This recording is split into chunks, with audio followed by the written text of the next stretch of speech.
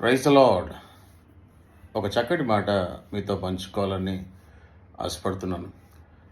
కొన్నిసార్లు కొన్ని విచిత్రమైనటువంటి సంఘటనలు మనం చూస్తూ ఉంటాం. అదేంటి అని అంటే, వడిగలవారు పరుగులో గెలవరు, బుద్ధిమంతులు ఐశ్వర్యవంతులు అవరు, జ్ఞానం గలవారు ఏమీ పొందుకోలేరు, మంచితనం వల్ల, నీతి వల్ల, భక్తి వల్ల కొందరు ఫెయిల్ అవుతూ ఉంటారు.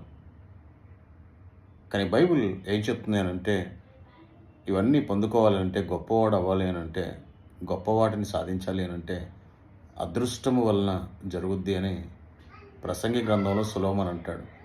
బైబిల్ భాషలో చెప్పాలంటే దేవుని కృప. మై ఫ్రెండ్స్, నువ్వు నిజంగా గొప్పవాడు అవ్వాలనుకుంటే, గొప్ప వాటిని స్వంతరించుకోవాలంటే దేవుని కృపను వెతుకు.